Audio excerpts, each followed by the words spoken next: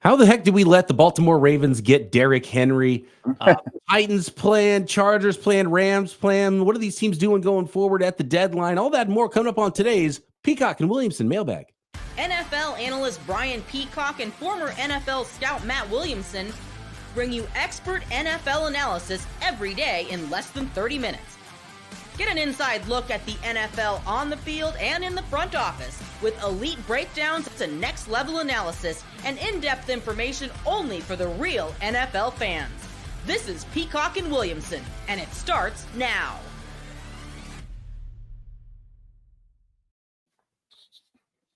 Welcome to the Peacock and Williamson NFL Show. Brian Peacock alongside Matt Williamson at BD Peacock at Williamson NFL. That's where most of the questions are coming from on Twitter. You can also drop a question on YouTube. Subscribe while you're there.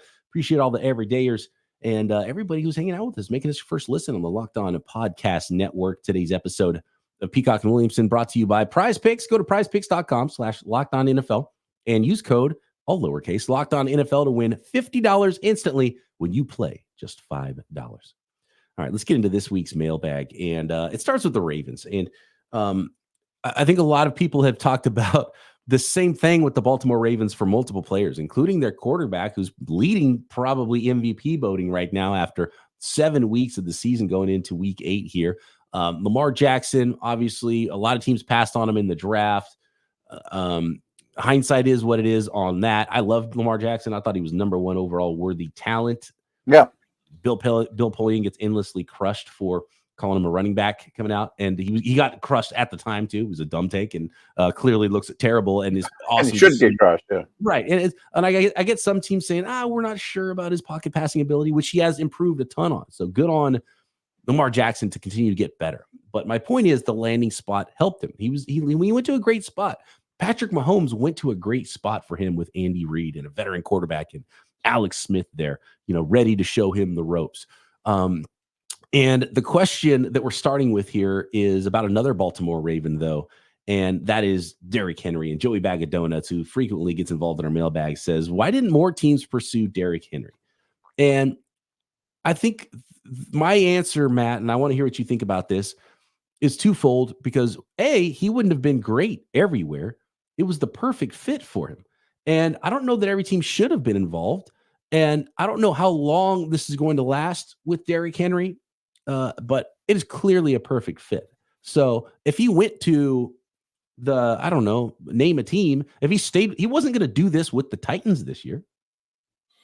Right. So actually, the other day on my Steelers show, we were talking about, is Lamar the MVP at this point? And I'm like, yeah, I mean, who else is in the race? Goff, maybe Mahomes could heat up, there's a lot. And of course, I didn't even think about other positions. But my co-host said, I'd vote for Derrick Henry. I'm like, come on, it's got to be a quarterback. He's like, I know it's going to be a quarterback, but he's like, made a really strong case. He's like, he's on pace to set the record for yardage, touchdowns. Think how much harder he is to play against than like a Gus Edwards. And you're right about the situation. Like, collectively, Lamar's running backs, who Dobbins was fine, but he hasn't had O.J. Simpson and Earl Campbell and superstars, they average 6 yards a carry next to him. His running backs over his career collectively have a really high yards per carry. And there's a reason behind it. It's because he's really hard to deal with. Now, like many, I'm sure people in the league looked at Henry and analytics tell you he's ready to fall off. I think he's just Adrian Peterson and breaks the rules. You know what I mean? There's just some outliers, and he's the biggest outlier of this generation, especially at that position, but maybe any. I keep thinking he's going to, be bad. He was actually quite good with the worst blocking in the league last year with the Titans, but this is a perfect fit. But let's not forget, he was a free agent. He got to pick where he wanted to go. This is where he should want to go. Right. Unlike the Lamar Jackson thing where nobody really went after him when he was a free agent, but it was pretty clear that he wouldn't have been allowed to go anywhere probably, but still nobody tried. And it's like, what are you doing here? With the Henry thing, it was like, okay, right team, right place. They should have tried to get him, and he should have picked Baltimore as his location. So I think that part of it too is and he's an awesome talent, obviously. He would have been great everywhere. Would like to see him with the Dallas Cowboys. In fact, I always talk about the Dallas Cowboys in that draft. They should have drafted Derrick Henry in the first place and drafted Jalen Ramsey instead of Zeke Elliott in the first round that year. I mean, imagine Ramsey and Derrick Henry with the Cowboys. That was the way to play it for them. And they screwed that up. I mean, Zeke was good, and who they draft? I think Jalen Smith, the linebacker, in the second round. Oh yeah. We got Dak later. Yeah. So it ended up being a good draft for them, obviously. But anyway, I think Derrick Henry doesn't like Derrick Henry's not great in like a West Coast offense, maybe necessarily, or a team that wants to throw the ball to their running backs a lot. But man, in this offense, in this running game with Lamar Jackson, it's just perfect. And so I wouldn't have wanted to see him really anywhere else. And I don't think anybody should have gone as hard as the Baltimore Ravens for him. And I don't think he should have chosen another team. So I think it was destiny here for Derrick Henry. And it's a fit. Perfect marriage. McCaffrey in San Francisco, it looks like a great fit. And McCaffrey was really good in Carolina, but it looks different when you're on a good team that's really perfect for your skill set. And that's why I was kind of crushing the Saints and Alvin Kamara. If Alvin Kamara got traded somewhere and all of a sudden looks awesome and they're throwing the ball out of the backfield, oh, how'd everybody let this team get Alvin Kamara? It's well, he was kind of just spinning his wheels in New Orleans. And that's what Derrick Henry was doing in Tennessee. Mm-hmm. I'm glad you brought up McCaffrey. I want to talk about him in a second too, but let's just go right there first. I mean, first of all, if you're off-season plan, it's kind of like the Barkley, the Giants thing.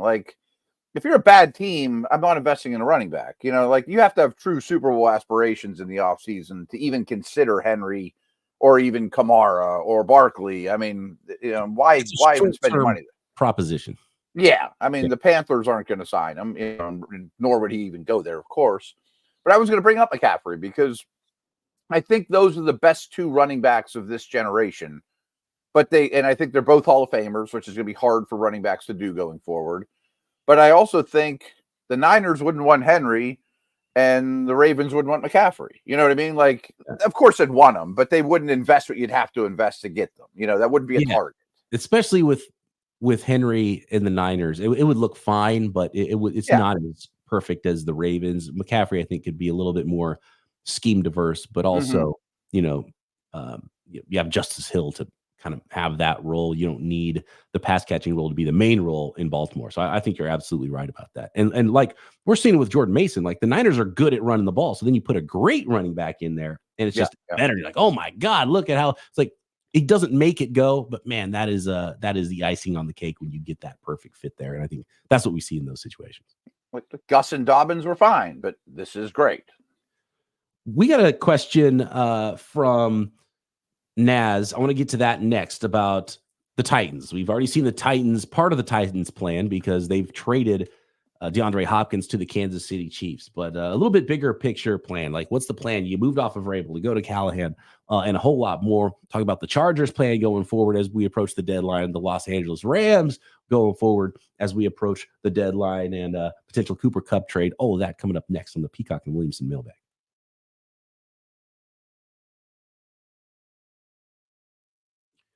Today's episode of Peacock and Williamson brought to you by Pre-Alcohol by Z-Biotics. Every time I have pre-alcohol before I have drinks, I notice a huge difference. And I was a little bit skeptical. And I got my Z-Biotics pre-alcohol in the mail, and it's just a little bottle. You drink it. And I was all right, let's test this thing out. It worked great. Next time I was okay, I'm going to go to a concert tonight. It's probably good time to go pre-alcohol in this thing with the meetups with some friends. Don't know exactly how the night's going to go, but of course we ended up having a few and had a great night. And guess what? Wake up in the morning, felt fantastic. I can confidently plan now with those night outs. And the older you get, the more difficult those mornings are without worry. And it's super easy to use. Step one, you drink pre-alcohol. For the best results, make pre-alcohol your first drink of the night. You drink responsibly. You don't go crazy here, but pace yourself, hydrate, and have a great night. And then have a great night's sleep. And then you wake up and enjoy the next day. That's all you got to do. Refreshed and ready to take on the day. So go to zbiotics.com/LockedOnNFL to learn more and get 15% off your first order when you use Locked On NFL at checkout. ZBiotics is backed with 100% money back guarantee. So if you're unsatisfied for any reason, they'll refund your money. No questions asked. Remember to head to zbiotics.com/LockedOnNFL and use code LockedOnNFL at checkout for 15% off.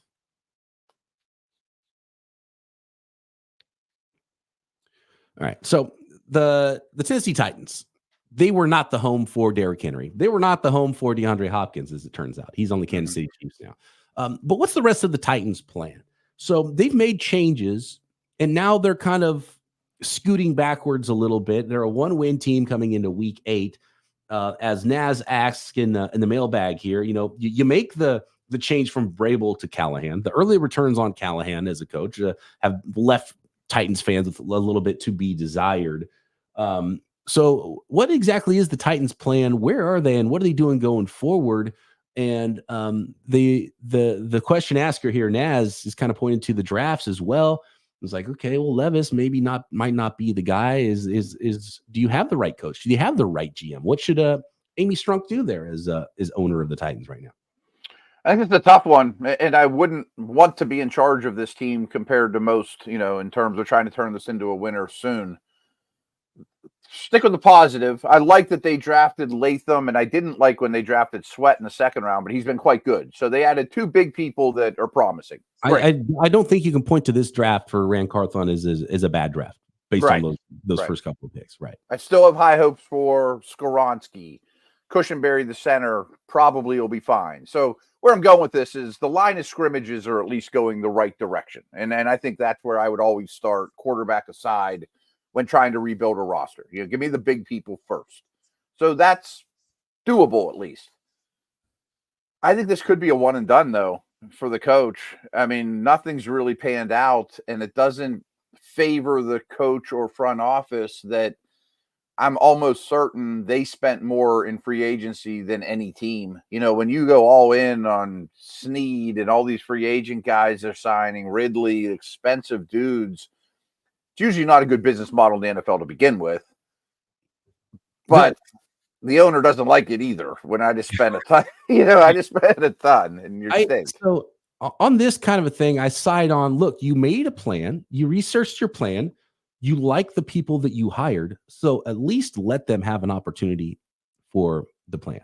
And so to me, you have to give Callahan another year, but then you get in that situation. The Bears have done it like over and over again where, okay, the old quarterback that the old guy drafted, you didn't like it. So the new people draft a new quarterback, but then it's still bad. So then you fire them. And so then now that new quarterback is the old quarterback now with the new group. And it's just like this cycle. And it's not interrupt you real quick. That's kind of why I would consider this is the offseason for a new coach, a new GM, and a new quarterback, as opposed to this GM takes this coach who inherits a quarterback who, you know what I mean? They're all years apart. I don't think anybody take a swing on a talented quarterback. This is a second round pick. If he doesn't turn out, who cares? There wasn't some master of trading up for Trey Lance or trading up for Bryce Young. He was a second round pick. He didn't work out. Who cares? Draft another quarterback and try it again. So that's not more teams should do that. Right. That's not a huge deal to me at all. And we mentioned that the trenches and how that's looked. You got to build it kind of inside out. So I would give them a little bit more leash there with one more year. And obviously the quarterback thing is really something you got to figure out because the defense could actually be pretty good if they did figure out quarterback. Or maybe you say to them, look, go get a veteran quarterback. That's what I was about to ask you. Are they Matt Stafford away from being relevant? Oh, maybe we found our home. I could see Stafford wanting to go to Nashville, right? That's a kind of nice little fit. Or Kirk Cousins could become available now that he's gone through a year, and then they want to go with the rookie they drafted last year. Could you swing a little trade there? Maybe that's the move from ownership is like, no, let's not. If we're like smacked in the face with a Caleb Williams or a Drake May or someone like we think is a can't miss player, Daniels at the top of the draft, or maybe you say, hey, that worked out pretty good for the Falcons. Let's do that and try to do both. So maybe that's the way to go. Yeah, I don't hate that. If you're going to run it back with this staff, can you get a veteran that's a legit dude and draft a right tackle and, a receiver? Basically leave the defense alone. I would also add, how many teams that just continually change stuff at the top does that work out for? Never. You got to build some consistency and a foundation. If you believe in the people that you brought in, let's see the plan over the course of a few years. And then, and they've already started the plan, which I like, is trading away some players and getting some pieces back. Yeah, again, you're going to have some serious draft capital. if you don't have to have a quarterback, and I'm not saying Rudolph or Levis is going to be that guy. I'm pretty sure we know what they are, but Levis at least is going to play a lot more between now and the end of the season. Maybe he improves a little. Doesn't mean you still can't grab Cousins or Stafford and Levis, or give him another year, By the way, the running back that they did bring in, we talked about Henry earlier. The running back they did bring in looks pretty good. Another year removed from injury, so that's not been that bad of a thing. Like you let Derrick Henry go, you got a different offense, different fit, and you're fine at running back, especially for a team that's going to press the reset button a little harder potentially this coming off season. Keep it consistent. Consistency. Look at all the great organizations. They're consistent organizations. Don't fire coaches every single year. Yeah. And the more I think through it, the more I like the veteran quarterback idea. If there's one in the first round you still love, take him. Otherwise, give Stafford the big receiver out of Arizona or a right tackle that's a top 10 pick, and go from there. Let's go to the Rams next, because we got questions there about Stafford, about Kupp. And by the way, who knows, maybe they're both traded by the time you're listening to this episode, because we are recording this a little bit early. So if a trade goes down Thursday morning, we might have missed it here. But the question also becomes, who's the Rams coach in 2025? Is this a big reset for the Los Angeles Rams? Because we kind of just went through this last offseason. The coach reset should have probably happened along with an Aaron Donald retirement this past 2024 offseason. If McVay's all in, then you kind of got to build around McVay, in my opinion, in 2025. That probably means keeping Stafford, though. I know this one's hairy, because they're really paying the price for trading all those first-round picks for Brandon Cooks and Ramsey, et cetera, et cetera. I do think Kupp will move, or already has, if by chance, and we'll see. It's a Thursday night team, so we'll see. I think Stafford doesn't get moved during the season. I don't know. I just don't see a landing spot for him now, that he would approve of. These veteran guys basically have to approve where they're going to go anymore. They have a lot of say in these matters. But if it's Stafford and a bunch of youth, I could see McVay walking away. But I think your point's great. Maybe should have done it last year when the second Donald hung it up. I totally agree there. Unless McVay is just fried and he's like, I made the wrong choice. And you guys need to go move on without me and start a new plan. And you blow the whole thing up. I can absolutely see that. And the fact that they be dangling Cooper Kupp tells me they're waving the white flag. So maybe that is where they are right now, because maybe that's where he's at too. I mean, it takes a lot out of you. He's still young. Maybe he's like, I'll just take a year off or two, maybe do some network stuff, study the game just as much as ever, but on my time on the beach with my beautiful wife and go from there, Next, I want to talk about more landing spots as it pertains to potential wide receivers, especially that seem to be the hot commodity here at the NFL trade deadline going into week 8. And specifically, what's going on with the Los Angeles Chargers next?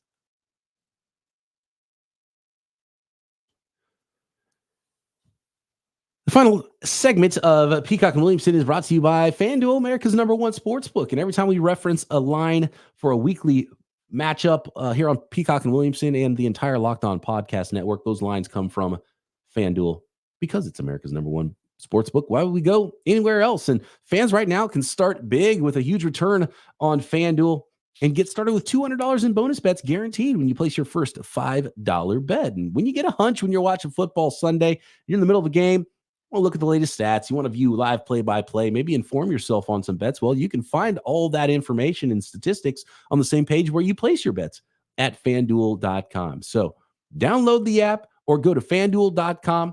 Bet on NFL football games, bet on the World Series, combat sports, motorsports, golf, snooker, you name it, you can find all of it. And there are so many ways to bet on the NFL at FanDuel.com.